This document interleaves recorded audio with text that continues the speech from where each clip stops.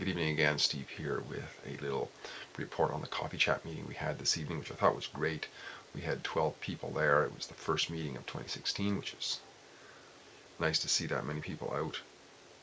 And it's a good size. 12 is a good size because everybody has a chance to talk, whereas if it gets upwards of 20, it's difficult to do that. And it's small enough, too, that everybody can hear each other from the table doesn't get too large. Now, we did our typical thing of going around the room and sharing ideas. I think from a broad scale of things, the topic was defensiveness, by the way, and I think that we kind of all agreed that there are degrees of, like, it's not as though defensiveness is necessarily bad, necessarily good. It depends what it is. Like, there's the conscious is what somebody, or subconscious of what somebody said, overreacting to something, and that's usually a negative thing. And then there's the very possibly conscious, or sometimes maybe not conscious, defense of some real threat or some real offensive action by somebody. And so, bottom line, it is, in order to be defensive, there must be offensive against us, or we're doing that to somebody. And a lot of times it's unfounded because it's based on perhaps just emotional reactions based on some prior trauma or something. Now, just a few words that pop out to me, because we went around the room and we shared our opening ideas and some of the things I like to take as noteworthy. Somebody mentioned this, it could be the result of a fragile ego.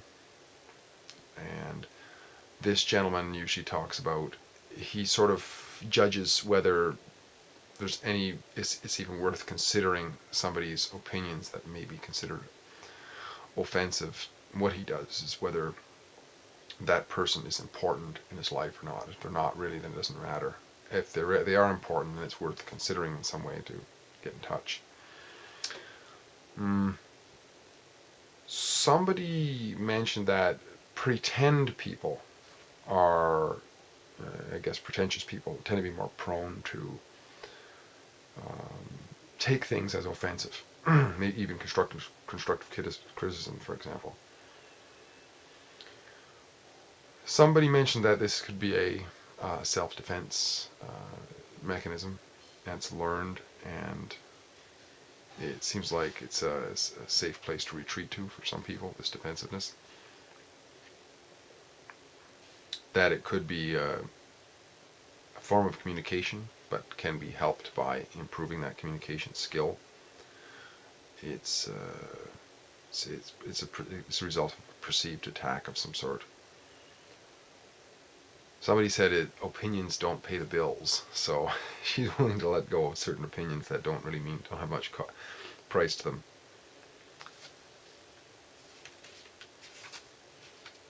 Somebody mentioned that reason can be used to tone down the tendency to be defensive. So if we can see the reason for something, can see it for more of what it is, then we can tone our tendency to be defensive down. I think there was a lot of there was the mention of the book, The Four Agreements, and I forget what the four agreements were, but one of them was don't take it personal.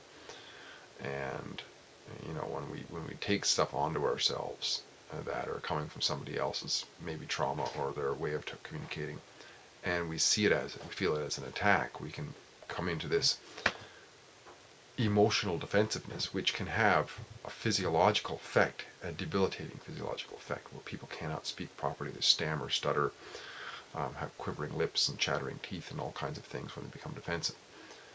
And it can be quite overwhelming, affect momentary self-esteem and so on. One of the comments that I made, I think, was that because we talked a little bit at the end too about what things we could do to help ourselves to overcome this unnecessary defensiveness and thereby be more confident and strong and so on. And oh, by the way, there was also a comment of Donald Trump about how he doesn't seem to get defensive about anything. He sort of has a neutral emotion all the time, which was very intriguing to watch, whether you agree with him or not. One of the things that I mentioned was that listening has being able to listen to others has a way for me to try to diffuse this tendency to be defensive and to to not get myself in so much trouble. Like, for example, a lot of times when somebody was talking previously, and sometimes I gotta guard myself against this still, but if somebody's talking, I'm sometimes not listening because I've heard something that's triggered me a little bit, and then I'm waiting for them to stop, and I've got that churning in my mind what I'm going to say. So now, because of all that, I miss the rest of it, right?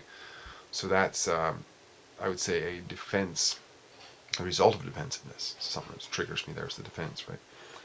So, and also living a principled life. So having sort of a moral compass of what's right and wrong for oneself helps us to sort of weed out the comments that are, if it's the other side of our moral or purpose bound principled boundary, then we could just let it go. Because there was talk about that too, and letting it go through meditation and whatnot, of observing things and are they helpful?